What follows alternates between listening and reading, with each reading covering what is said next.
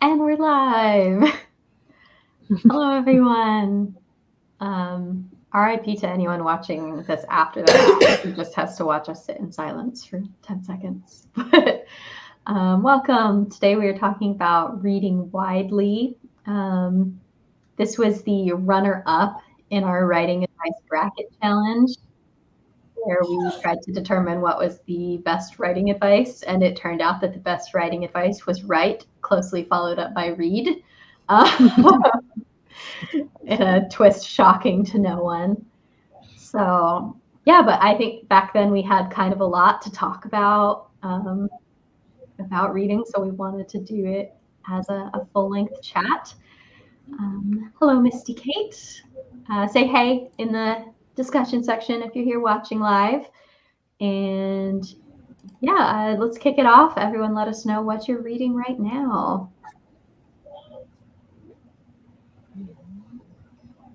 Pull up my Libby. I am currently reading 5 different books across many genres. I'm listening to Slayers by Amber Benson, which is a Buffyverse novel. I got it when I had like a Panic Audible credit. Like Buffy cast members are like narrating a story written by one of the actors in just like an alternate universe because they couldn't get Sarah Michelle Gellar. So it's starring Spike instead, but it's fun. I'm slow moving on it. My other 4 books have more of my attention. Yeah, that's kind of the big one. Been making very, very slow progress on House of Leaves. I need to just like sit down and read it. But I've also been listening to The Cemetery of Untold Stories with Julia Alvarez. Oh, nice. I liked that one. What is it? Someone describe. It's kind of exactly what the title says. Yeah. It's like magic realism. The books are like whispering and coming from the graveyard. All these stories that got shelved and stuff. Yeah, it's like this author who like retires. Yeah. Moves back to the Dominican Republic and creates like a cemetery for all her books she didn't finish.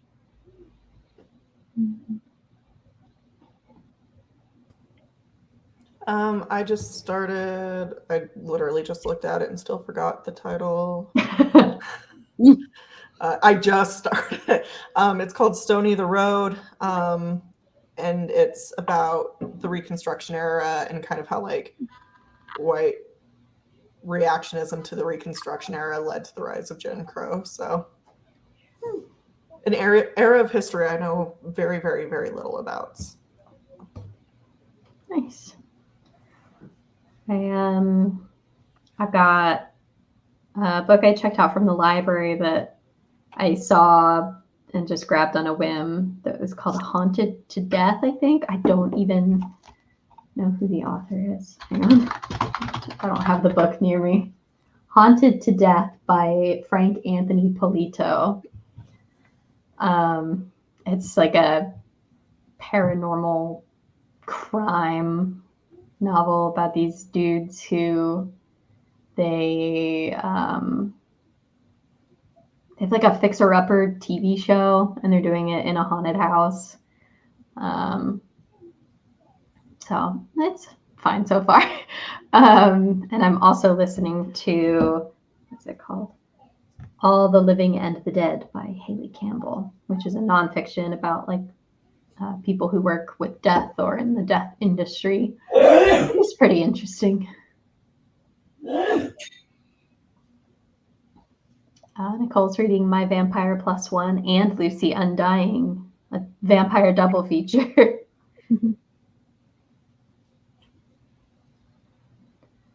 So say hey if you are in the comments. Let us know what you're reading. Otherwise, we'll just keep on going. And if there's anything you want to hear us talk more about, feel free to put it in the chat as well. Jennifer's here and said, finished the latest Percy Jackson book. Yes, there's a 3-book series about Percy trying to get into college. The second came out recently. I literally had no Nice. idea. I didn't either. And that sounds so fun, actually.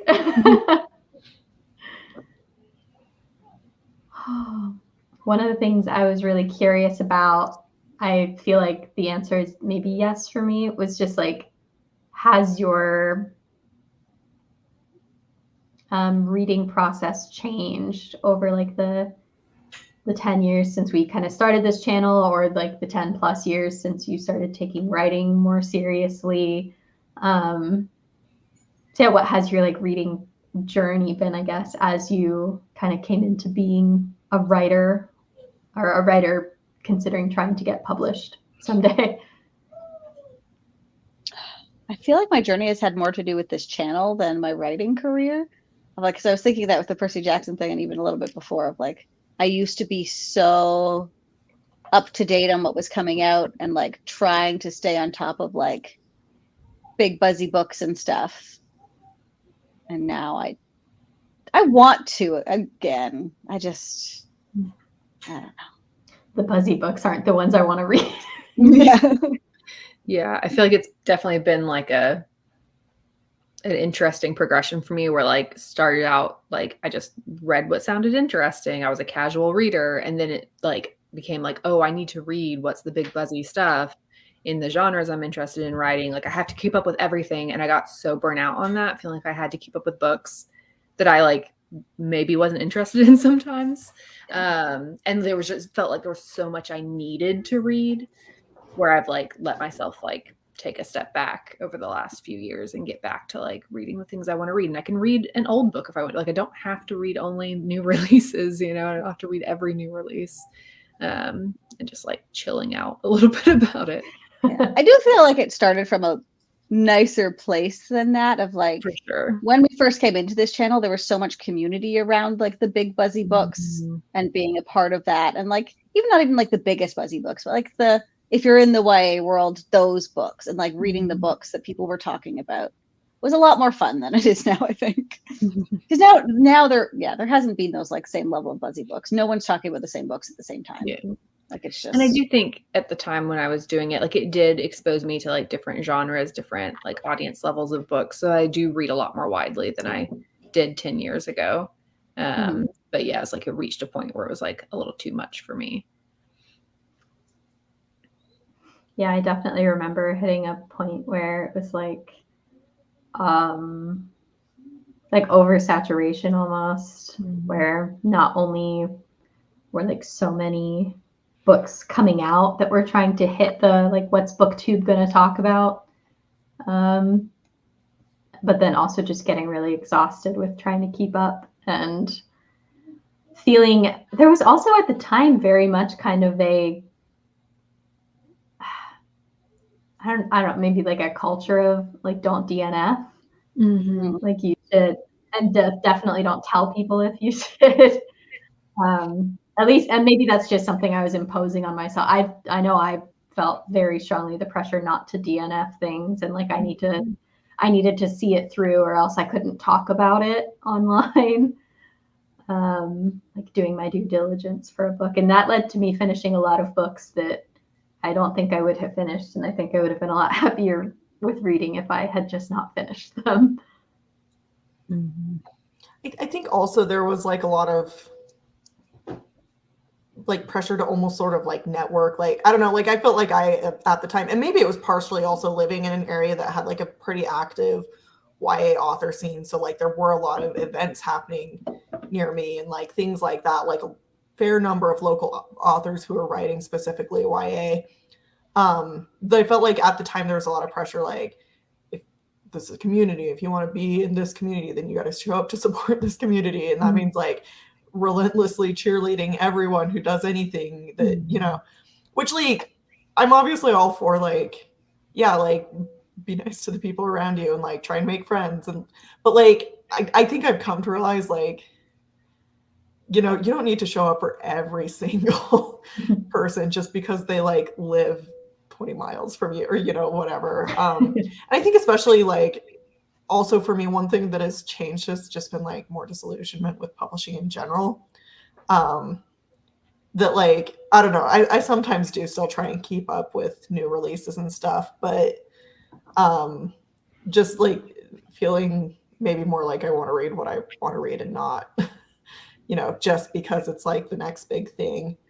And I think also like with time, like looking back, like all these authors that at the time I felt really pressured to show up and support, it's like, they don't know me. They don't they wouldn't come to my event if I put out a book right now. And it not that it should be like a, like strictly transactional, like I'll only support you if you support me, but like I was giving a lot more than I think I will ever get back from like that subset. But yeah. I think there is this good advice regarding like comp titles, which if anyone's not familiar with that term, it's titles that you use when pitching your books to agents or editors, or if you're just trying to pitch your book to someone on the street a lot of times, but particularly in the traditional publishing world, pitching to gatekeepers, you'd say, oh, my book is like these other books that have come out recently.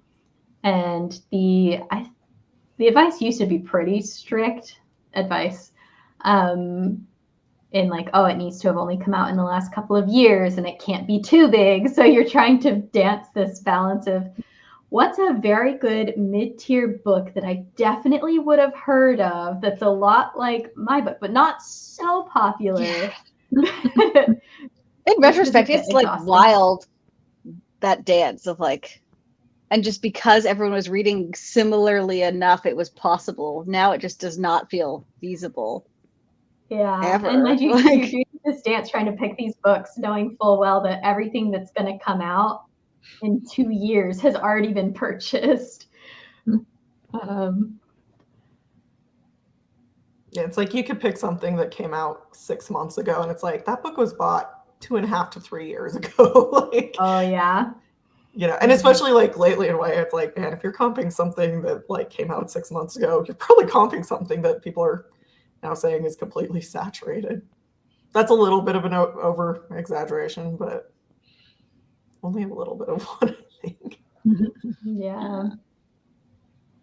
I liked Nicole's comment about having let go of the guilt of rereading a book instead of reading a newer book on my TBR. I'm really enjoying rereading some that I like loved and haven't read in a long time. Like I've done like full series this year and it's been great.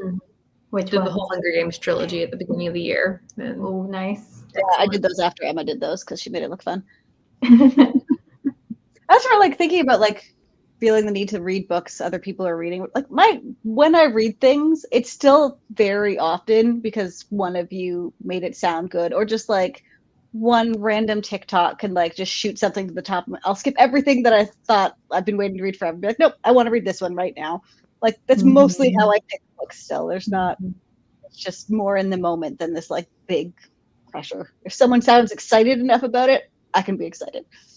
Yeah. Yeah. Well, like freedom to need read a little bit more has been nice versus like I have this list and I need to read these ones in this order. Yeah, I barely use the TBR feature on Goodreads anymore. I deleted the shelf. Wow. I was like, I don't need this. Like occasionally I will hear about something and it's like either not on Libby or like I want to save it for later, but I think I have like 10 or 15 books on there right now that I may or may not like. It's not where I'm going to and I'm like, what am I going to read next? Oh.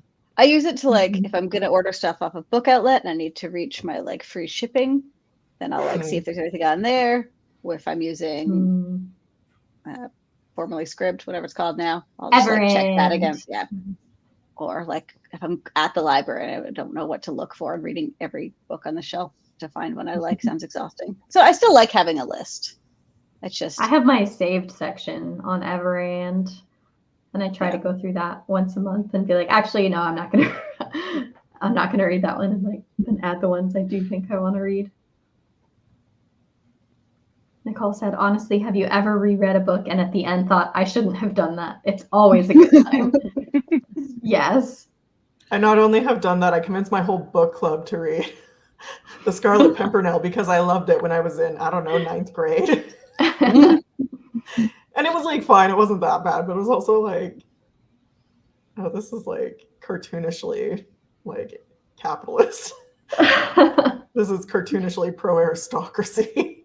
It's also nice to like go back to series I haven't read in a long time, read the first one, love it, know it disappoints me after there, and not continue with the series. If like I've already read the whole series, I'm good. I can just read the one I like and be done. It's fine. Yeah.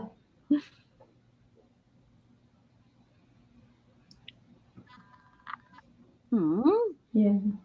Megan and I were talking about so many things we could talk about. Now everything is slipping my mind. While you're thinking, I have to show you this fun thing we learned StreamYard can do. Hang on.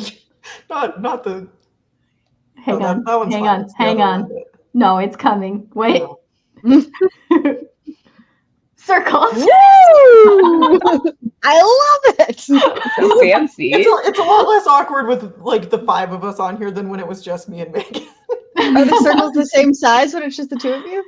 They're small. There's so much blank space around you. What else? Oh, hang on. I think there's pink ones somewhere. Hang on. Where are they? Yes, pink circles. Ooh, pink. I love it. I love everything about Yes. this. The world has radically changed. Yes. Also, just hide our names. No one will know. They added a bunch of features to mess with. Oh, The rest of the chat, you're just gonna be seeing just Megan gradually playing with change it every now and then. Let us know. Do you like circles or squares better? Oh, To get back to the reading, if that's no. cool. I think one of the other things I was thinking of, like in terms of the ways my reading has changed, I've definitely also like read much more widely now than I did when we started the channel. Mhm. But I think also part of that is just that like when we started, we were the YA word nerds and we read YA. Yeah. And we were, I don't know, I was like 22.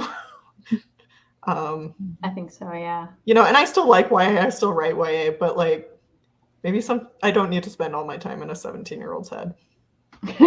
So like I do read a lot more outside of YA now than I did when we started. And some of that is just because I am older. Yes, that is fair and Also- reasonable. When it comes to genres, I feel like I was like mostly reading fantasy, occasionally a sci-fi, maybe occasionally a contemporary, like romance, but that was super occasional. And now read pretty much anything except mysteries. I want to like mysteries so bad. I know, right? I want to. I try so hard. Every year I read like one. Just I really loved Everyone in My Family Has Killed Someone. That one I enjoyed quite a bit. But that's the only one that comes to mind of ever. Are thrillers and mysteries like synonymous genres? Because if not, I don't really get the difference. I think Like, are like thrillers specifically mysteries that are whodunits? I think thrillers are more specifically like mysteries where the person solving it's in super imminent danger. yeah, with like a ticking time bomb. And a mystery can sometimes have Mhm. the narrator might be next, but it doesn't necessarily have to have that. And I think a I thriller think does of have thriller as that. having like higher, more intense stakes. Yeah. than- That makes sense. And it has The a drip thriller being on. like, there's a serial killer in my town. And But I feel like think it could they're also trying be to kill like me. the government's doing something or like, Yeah. Like a spy thriller. Whereas I feel like with mysteries, I usually think of like detective novels type things. Okay, that makes sense. Yeah. I also don't like mysteries at that. Well, like you Yeah. can have mysteries like the cozy mysteries that are, you know, lady in Yeah. Yeah. her baking group Mhm. Yeah. solves a little mystery on the side. I think in a thriller too, the narrator doesn't necessarily have to be like they don't have to realize like this is a problem and I'm trying to solve it. Whereas a mystery, Mm. at some point, That makes sense. usually before the midpoint, even they're like, I have some clues and now I'm going to try and solve this issue. Whereas in a thriller, they may just be trying to survive until they realize they have all the clues. Okay. I am trying to like deliberately branch out into books that I wouldn't normally read. And like, I don't know. For me, sometimes it's more like, okay, I will read a book written by a man, but only because so many people have told me it's good. But yeah, trying to read a little differently, like this year in particular, I think. But Just for fun or for edification or? I don't know, just try new things. Of like, I'm curious about the books, and I haven't even read any books like this, but I'm curious about the books that are like those like super bestsellers that everybody who only reads 2 books a year reads. So I think I'm like dancing my way towards those. Of like, I don't know if I You're can gonna do read a a John Colleen Hoover Grisham? book. I'm definitely not Not a going to read John John Grisham. Absolutely not. I'm thinking more in the like women's fiction realm, but I don't know. It's probably never going to happen. But I'm curious what about those kind of books like hooks that mass appeal. I think I've read a couple of those that I liked pretty well. Not Colleen Hoover, but like, yeah, now I'm blanking on it. The one with the woman and she's missing. It's a mystery. The woman's missing. She's wearing... I have read that one. That's not the genre I'm thinking of. It's like a blue cover. There's a woman, like a cartoon cover with the woman in sunglasses, like Audrey. Maybe? I don't know. Oh yeah. I don't know that one. Okay, well, continue talking. Now it's bothering me. I have to go find out what this book was called.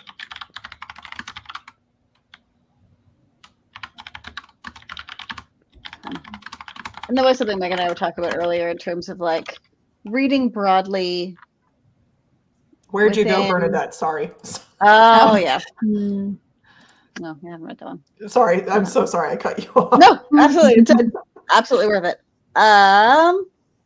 Like reading broadly within like the books that are popular, basically like Dance Around the Sarah J. Maas books and Fourth Wing and whatever. Of like, I know I should be reading the books that are very popular within the areas I want to be writing, but you can't make me read them, and I know it's not what I would advise people to do, but yeah.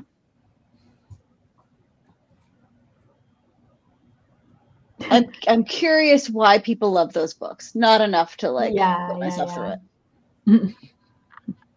But enough to watch like a With Cindy video about it. I don't like the circles when there's 4 of us. I told you, the more people there are, the weirder it gets. Hang on, Also, I gotta figure out how to undo them.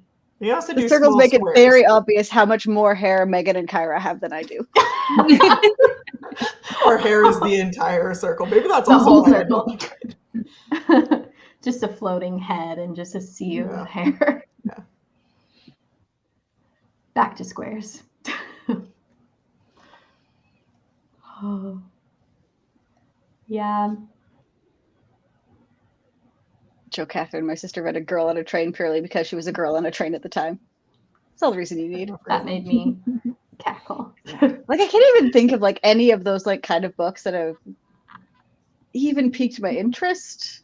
I don't know. Reading the emotional craft of fiction briefly made me consider reading Gone Girl, but I think I liked Gone Girl when I read liked it Gone a Girl. while ago. It was a long time ago, but I kind of remember liking it. I think it's well written. I mean, like, if I remember correctly. It is a mystery, but like in some ways it doesn't feel as much like a mystery. I don't know.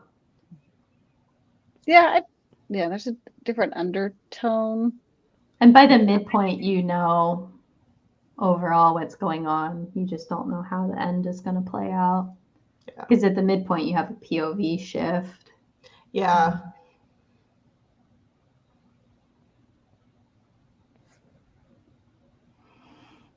I'm so curious because I do feel like in like the YA heyday, there were a ton of really popular books that a lot of people were reading that I also really wanted to read. I don't feel like I have some like I'm not like other readers complex. And so I'm curious, like I don't feel like we've shifted that much. Has the market shifted away from our interests, and that's just all of it, or like Are we just I'm older? s- I don't are know. we just?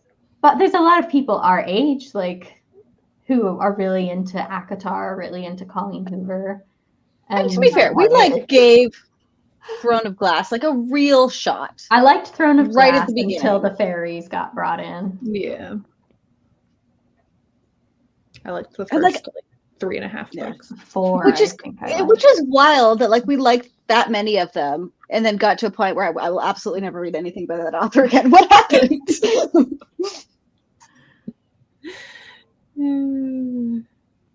I will say, like, I've read Fourth Wing. I liked it. Yeah. I definitely understand the mass appeal. Mhm. It's great for people who've never read a fantasy before. And that's what I Mhm. like recommend. Like now that I sell a lot of like book related stuff and I do a lot of book events, I talk to a lot of people about books all the time. And like Fourth Wing it's huge, obviously, but it's like even more huge than I like thought. Like just talking to day-to-day people, like even people who don't read will be like, oh no, like I read Fourth Wing or I listened to the audiobook. And like it's good. I think it's extremely palatable. And like I feel like that has kind of shifted from like YA. Like the things that were really popular, like they obviously were also palatable, but there was just like more of it, I guess.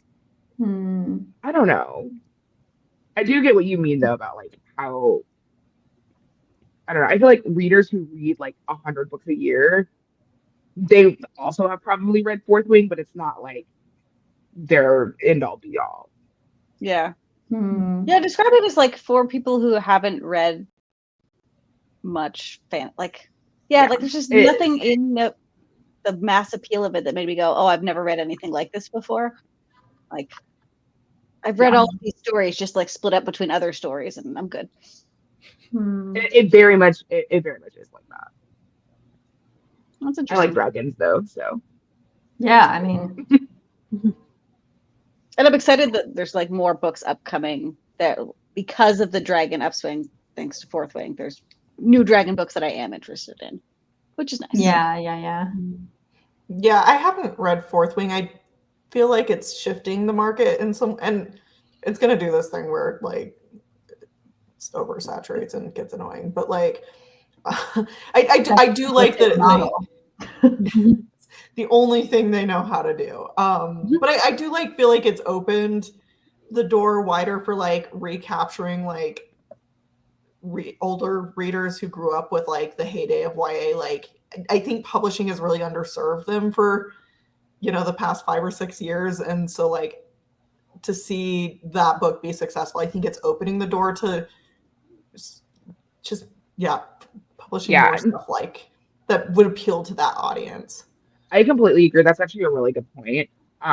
Because Fourth Wing reads extremely like a YA in terms of like pacing, characters, dialogue, but there is like a minimal amount of spice. So like it is an adult book. So like I feel like people who did grow up with like YA books, it's very much like for the people who got burnt out on reading and like need something to like get back into it. I used to say that was exactly what I wanted, for like adult books to take the like pacing and stuff that I loved about YA books.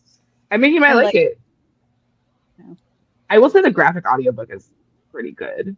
I really do it. Yeah. I haven't listened to many graphic audios, but like the sound effects and like the music and like every character being voice acted by someone different is like pretty neat. It feeds my brain. I think that's a cool thing that's happening a lot more with audiobooks now, is getting more production value. I wish they would do it so much more. I think there's such an untapped market there. I love dual narrated audiobooks. I read mostly romance. Romance is like my genre. So like once I discovered dual narrated audiobooks, I was like, oh, this is amazing. Like this is so much better good. than hearing one person try to throw their voice to be like, and now I'm the man talking.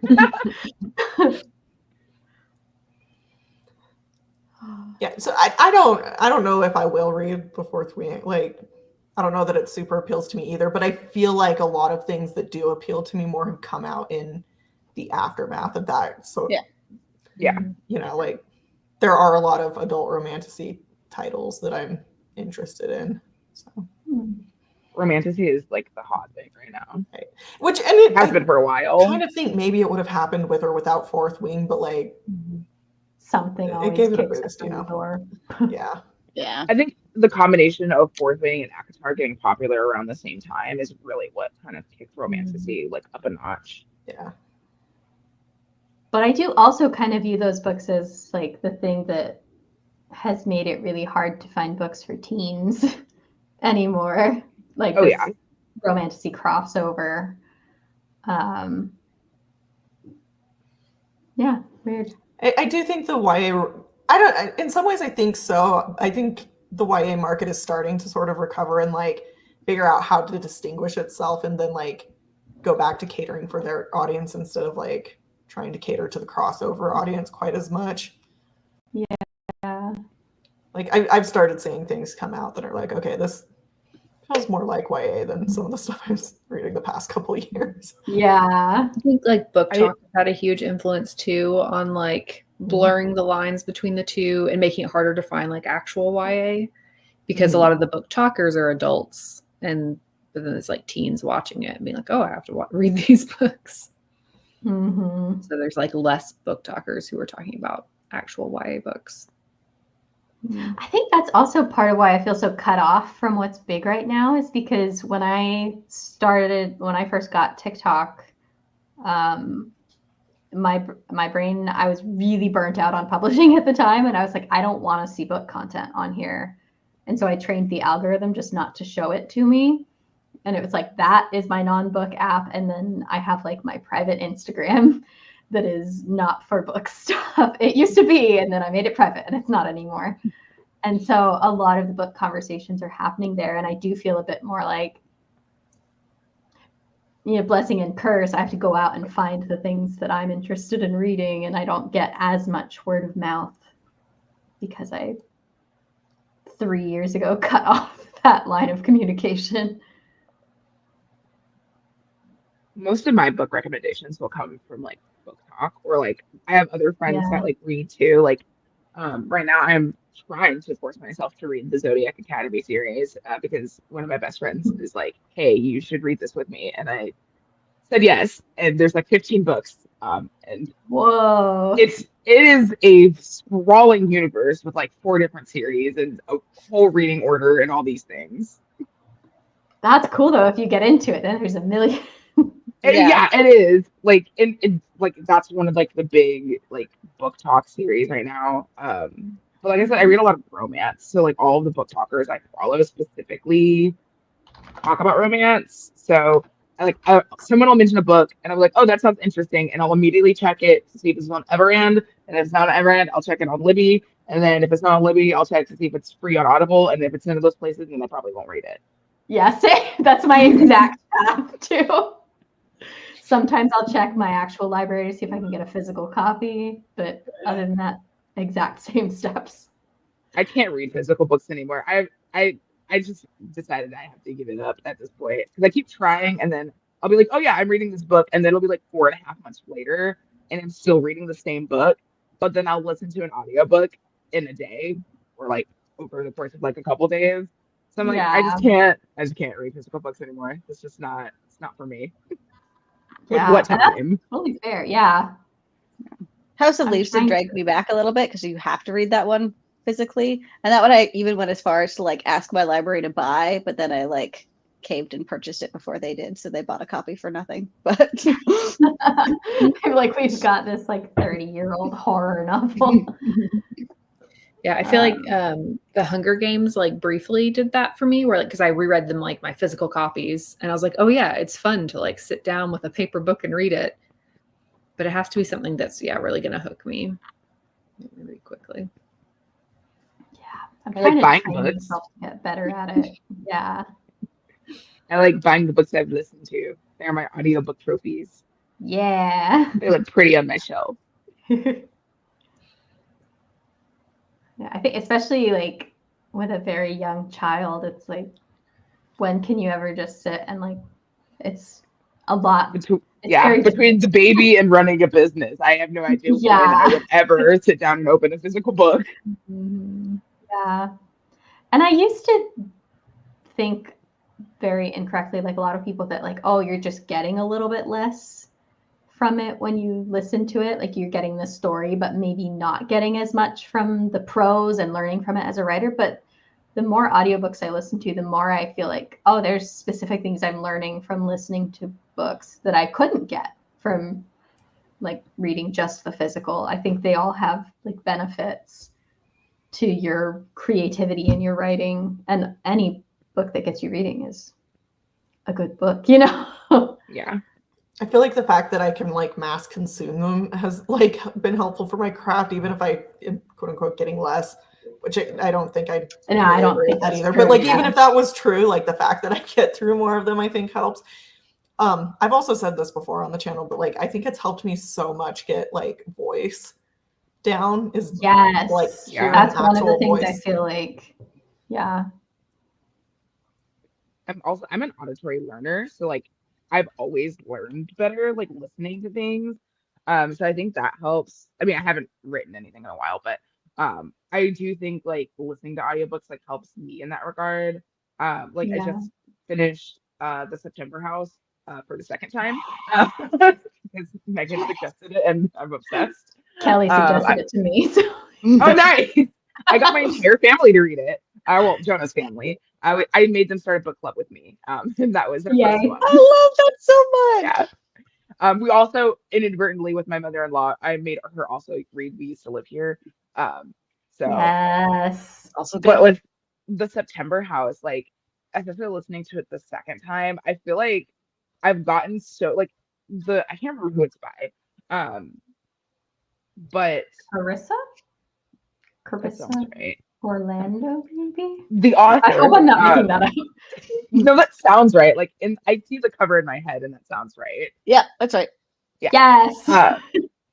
There's so many like like sentences and like little lines that have so many callbacks to like earlier in the book, and like I feel like I wouldn't have noticed it as much if I had like read a physical copy. And like just like little things that I just feel like I probably wouldn't have caught had I been reading like a physical copy, that the audiobook like it just made it stand out. Yeah. I feel like That as you're one- doing like what we wanted to do for like breaking down something that we all love to try to figure out what we love about it, you're like just a step Yes. ahead. We should do The September House. Yes. I will read it again. I will read it for a third time. Yes. I love this book. It's so good. I I like already have it the written idea. down. I made a list of possible ones, and it's on there. I like the idea of like horror movies. I always have, but I'm a scaredy cat crybaby. So it's hard when you want to watch half of it from under your blanket. You can't really watch it. So like what I would do for the longest time is I'd actually watch like deep dive breakdowns of horror movies because I wouldn't have to suffer through the jump scares, but I got to get all the things I like about it. But I'm realizing with these last couple of books I read, I really like horror books because like all of the gruesome stuff, like my brain just doesn't have to imagine it. And there's They no can't jump scares. scare you. It's Like it's so amazing. I love it so much. And I never thought that like I would, but like I am so ready to like read like even more horror books now because I love the horror genre. But like I don't have to be scared.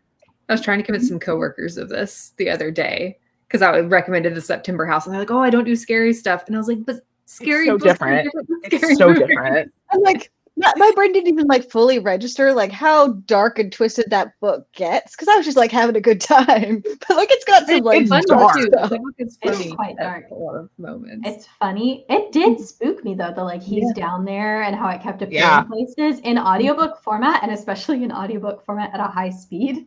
Yeah. That line stands out so much every time that I did feel a little bit of like, oh, it's there again. Oh, it's there again. And like Mona Awad does something similar in Rouge, where the narrator would occasionally change like one letter in a word so that it was a very different word. And I think that is so clever and so particularly good in audiobook format. It's so unsettling to hear a narrator say it wrong or say something that you keep running into. It's great. That's super interesting.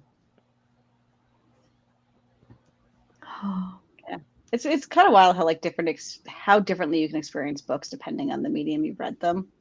And, like I think at this Yeah. point I don't know. Okay, so I listened to the audiobook of Gideon, and my husband read Gideon, and like just trying to have a conversation when he was like very much mispronouncing everybody in that book. It's a very different experience. But yeah, like we had different takeaways from the books. It's been a while now, so I won't remember what they were, but like at the time I definitely remember feeling like some of it was like because I'd listened to it and like the humor came across differently. Those kind of moments. Yeah. One of the things I've started trying to do is, I think just for like fun, but also for trying to figure out like how are they doing this? How are they writing this thing that I love so much? I'm trying to listen to it or read it, consume it in whichever format I didn't initially consume it or that I don't use the most. So like I want to buy the September House and read it physical. What do I notice when I read it physically? Or the same thing with We Used to Live Here, which was like a 4-star read for me, but I thought it was really interesting. And I would love to see like, how does that book work when it's not audiobook?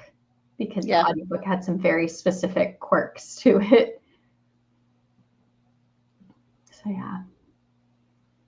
I'm curious, have any of you ever read books trying to like specifically figure out how you've done? I feel like this is kind of a newer thing for me, trying to look into like what's making this tick.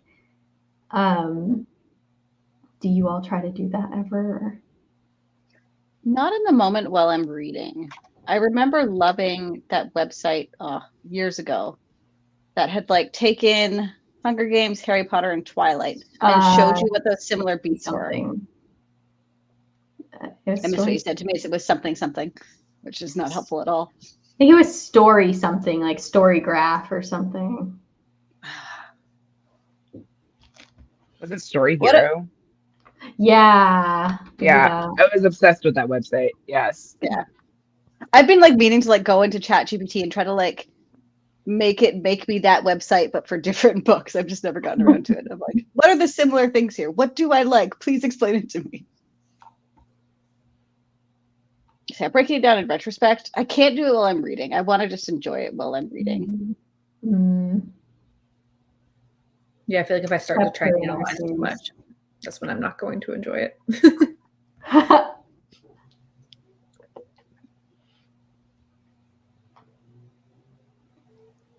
Let me check that out. Oh, Nicole said, I think listening to audiobooks helps me with pacing. I could definitely see that.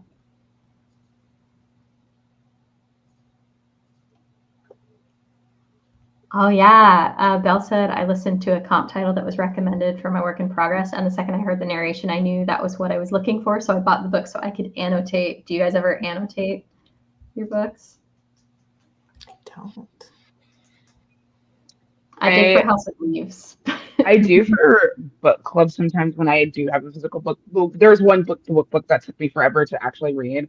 I read for a book club and I annotated it, and that was fun. But it was like, it's a dark romance. So like annotating a dark romance is very different than like, I feel like annotating any other kind of book. So that was like fun. Yeah, I mean, yeah.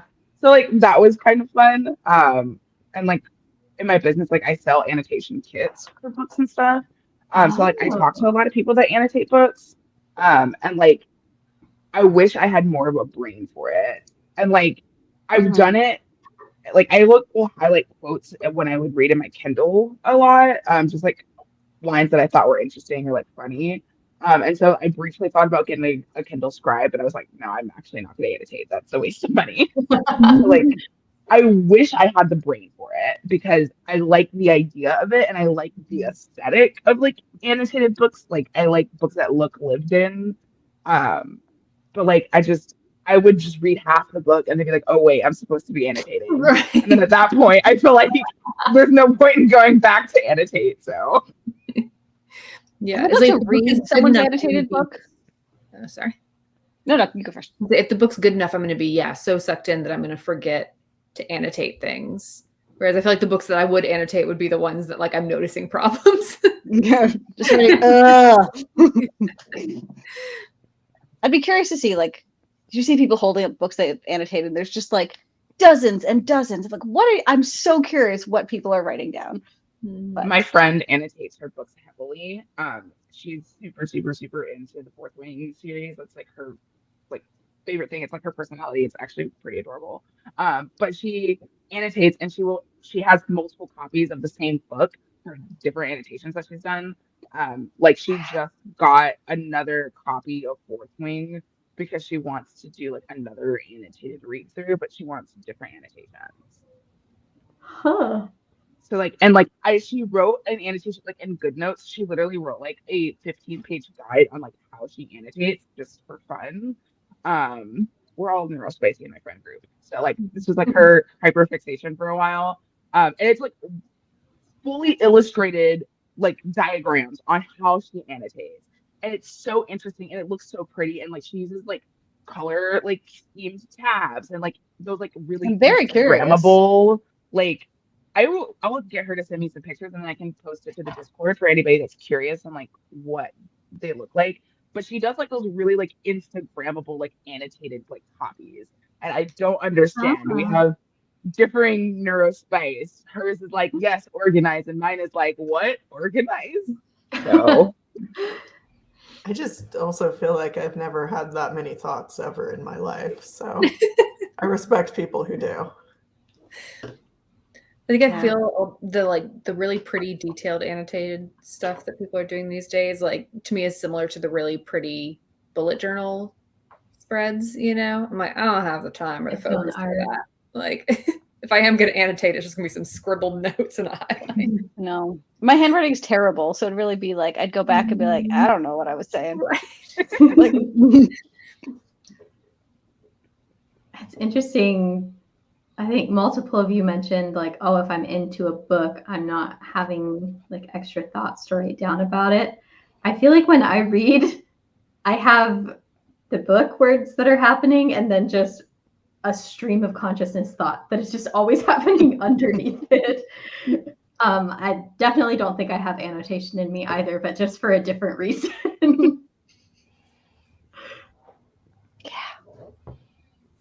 like afterwards, when I finish a book that I've loved, that's when I wish I had like I'd want to like go back and reread someone else's annotations at that point and like compare my thoughts with someone else's. I don't want to like put my thoughts anywhere. I liked it in House of Leaves where it was like there was a lot of room to leave notes and there was a lot going on. So it was really just leaving notes, trying to figure out what was happening.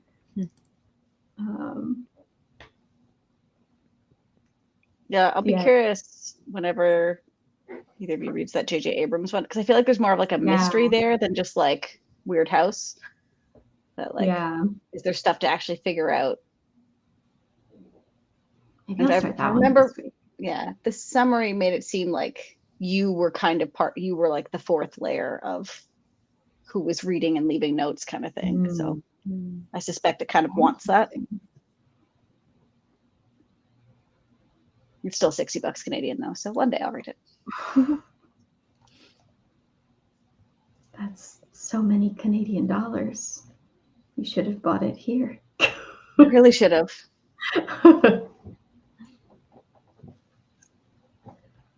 One day I'll go back, depending on how Tuesday goes. Let's see. Yeah. Yeah. Well, I have to go to the dentist the day after Election Day, so it's going to be a bad week.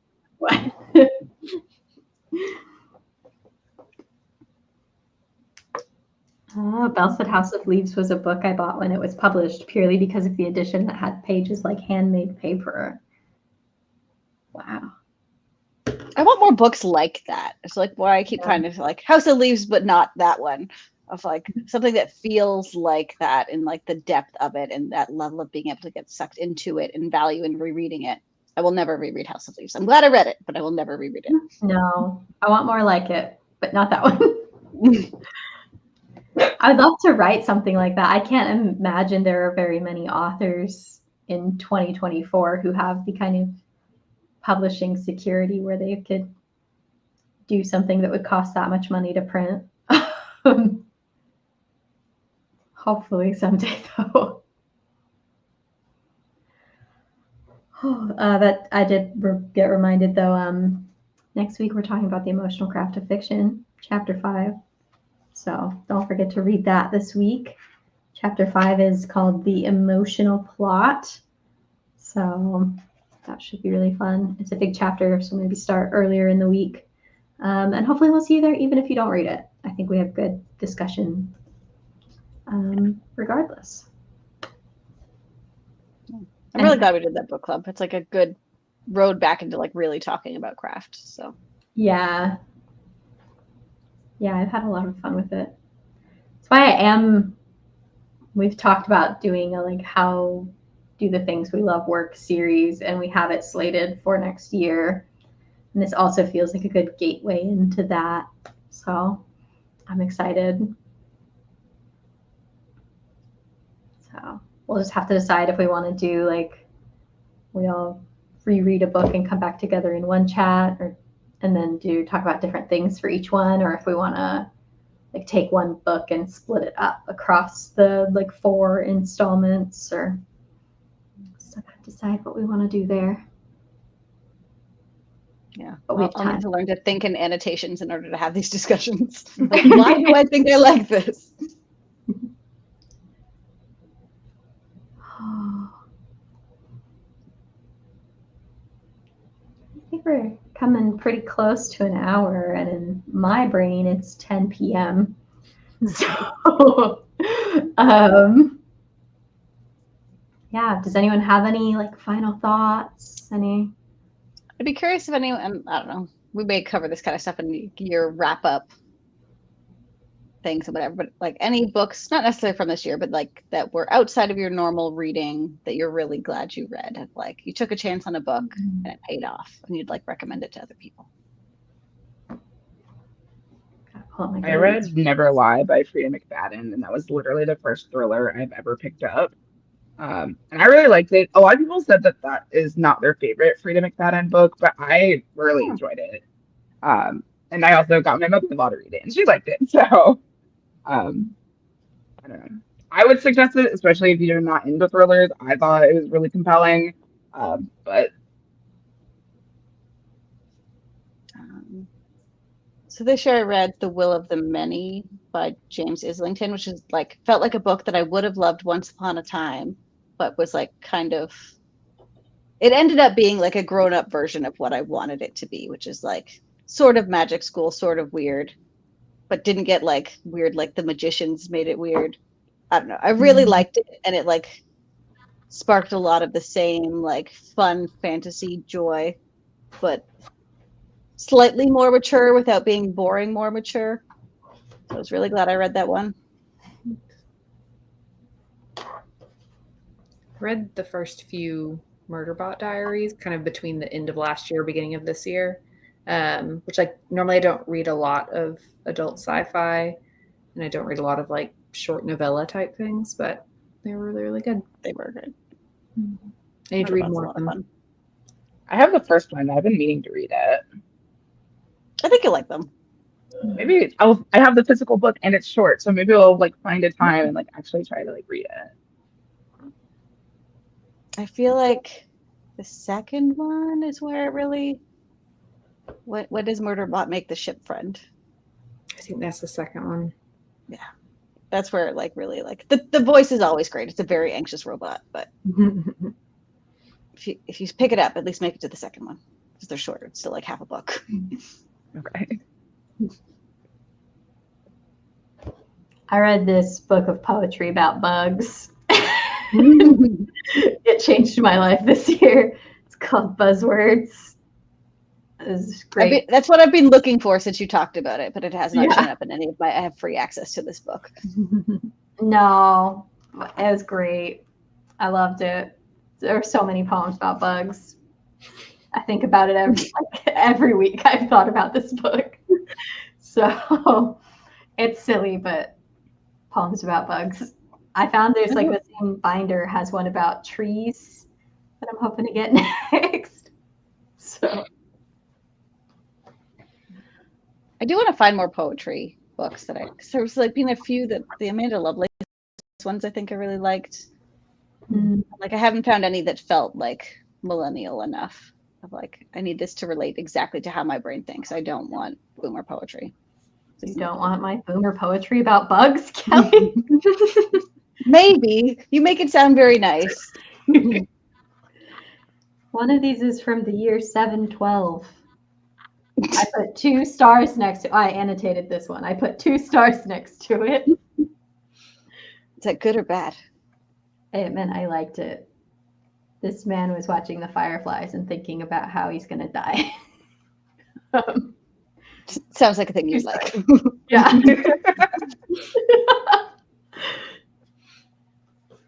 Yes, the moss and bug. bugs. Yes. Found a very unexpected love for ecology books, nonfiction, and poetry. And I love that for you. It's not everyone's cup of moss, but I haven't read the Moss book, but I've read that author's other book, Braiding Sweetgrass. Sweetgrass. Really good. I loved Braiding Sweetgrass as well, but I liked Gathering Moss better because it made me cry about moss.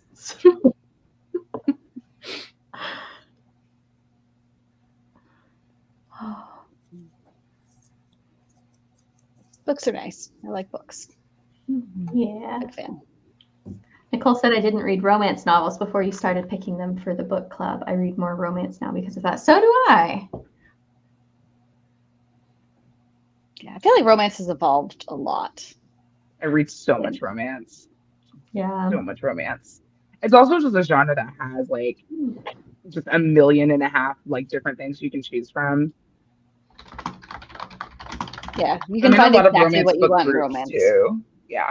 You can literally like type in like, I like this trope and get like 300 different book recommendations. Yeah. Cole said The Temptation of Magic was a surprise 5-star read. I've been putting all these books Years. like on my Goodreads. In The Temptation of Magic, it seems as though the main character is named Nicole. 5 stars.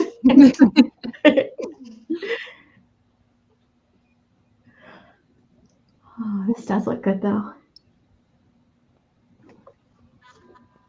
Well, I think that's a great place to wrap it up. Thanks so much for joining us today, everyone. If you live in the United States and have not yet, please make sure you vote. That's really important this week. And yeah, we'll be back next week to talk about Chapter 5 of The Emotional Craft of Fiction. And yeah, it's November. Wow. As always, we're so happy to see you here. And we'll see you next week. Bye.